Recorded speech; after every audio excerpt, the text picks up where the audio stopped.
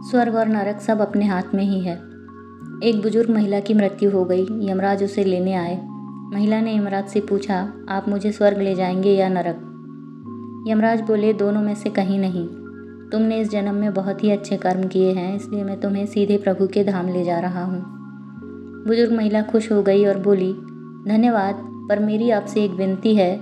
मैंने यहाँ धरती पर सबसे स्वर्ग नरक के बारे में बहुत सुना है। मैं एक बार इन दोनों जगहों को देखना चाहती हूँ। यमराज बोले, तुम्हारे कर्म अच्छे हैं, इसलिए मैं तुम्हारी यह इच्छा पूरी करता हूँ। चलो, हम स्वर्ग और नरक के रास्ते से होते हुए प्रभु के धाम जाएंगे। दोनों चल पड़े। सबसे पहले नरक आया। नरक में बुजुर्ग महिला ने जोर जोर से लोगों के रोने की आवाज़ सुनी। नरक में सभी लोग दुबले पतले और बीमार दिखाई दे रहे थे। महिला ने एक आदमी से पूछा, यहाँ आप सब लोगों की ऐसी हालत क्यों है? आदमी बोला, तो और कैसी हालत होगी?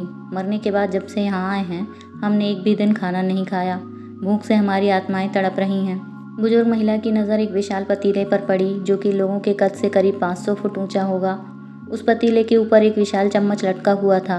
उस पतीले में से बहुत ही शानदार खुशबू आ रही थी। बुजुर्ग महिला ने उस आदमी से पूछा, इस पतीले में क्या है? आदमी मायूस होकर बोला, ये पतीला बहुत ही स्वादिष्ट खीर से हर समय भरा रहता है।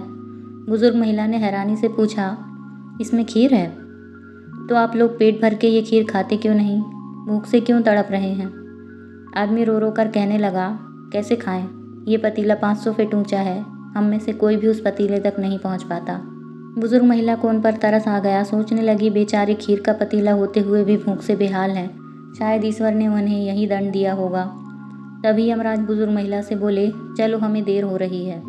दोनों चल पड़े। कुछ दूर चलने पर स्वर्ग आया। वहाँ पर बुजुर्ग महिला को सबकी हंसने खिलखिलाने की आवाज़ सुनाई दी। सब लोग बहुत खुश दिखाई दे रहे थे। उनको खुश देखकर बुजुर्ग महिला भी बहुत खुश हो गई। पर वहाँ स्वर्ग में भी बुजुर्ग महिला की नज़र वैसे ही 500 फुट ऊंचे पतीले पर पड़ी जैसा नरक में था। उसके ऊपर भी वैसा ही चम्मच लटका हुआ था। बुजुर्ग महिला ने वहाँ लोगों से पूछा, इस पतीले में क्या है? स्वर्ग के लोग बोले, इसमें बहुत स्वादिष्ट खीर है। बुजुर्ग महिला हैरान हो गई। उनसे बोली, पर यह पतीला तो 500 फीट ऊंचा है। आप लोग तो इस तक पहुंच ही नहीं पाते होंगे। उस हिसाब से तो आप लोगों को खाना मिलता ही नहीं होगा। आप लोग भूख से बेहाल होंगे, पर मुझे तो आप सभी इतने खुश लग रहे हैं, ये कैसे? लोग बोले, हम सभी लोग इस पतीले में से पेट भर के खीर खाते हैं। महिला बोली, पर कैसे? पतीला तो बहुत ऊंचा है।